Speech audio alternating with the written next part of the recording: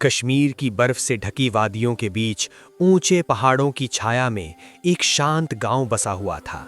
उसी गांव के किनारे एक पुराना लकड़ी का घर था, जहां एक बूढ़ी औरत अकेली रहती थी। वो बहुत धनवान थी। उसका घर कीमती फर्नीचर, नरम कालीनों और पीतल के दियों से भरा रहता था।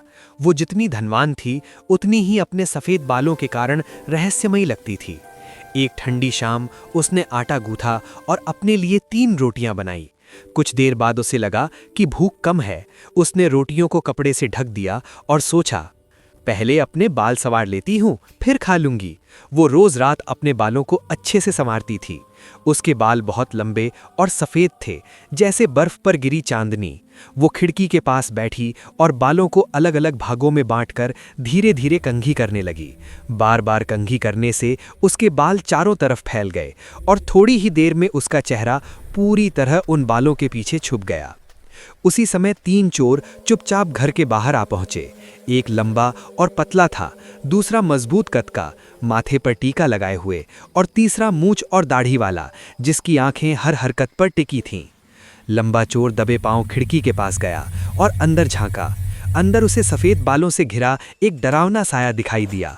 तभी धीमी लेकिन साफ आवाज आई, मैं आज 2 खाऊंगी और 1 कल।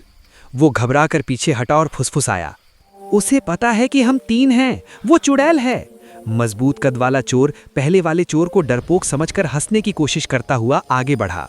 उसने झांका तो साया धीरे धीरे घूमने लगा और फिर बोला, नहीं, आज 1 ही खाऊंगी, 2 कल खाऊंगी। अब तीनों के चेहरे उड़ चुके थे। मूंछ दाढ़ी वाला चोर कांपती आवाज में बोला, ये कोई साधारण बूढ़ी औरत नहीं, ये चुड़ैल है। तीनों बिना देर किए गिरते पड़ते अंधेरे में भाग निकले। घर के अंदर बूढ़ी औरत ने अपने बाल समेटे हल्की मुस्कान के साथ खुद से कहा, हाँ, आज 1 ही रोटी खा लेनी चाहिए, 2 रोटियां कल के लिए रख दूंगी। उस रात चोरों ने अनजाने में ही बूढ़ी औरत को खुले बालों के कारण चुड़ैल समझ लिया था और कश्मीर की वादियों में एक और लोक कथा जन्म ले चुकी थी। कहानी को लाइक और चैनल को सब्सक्राइब करना नहीं भूलें।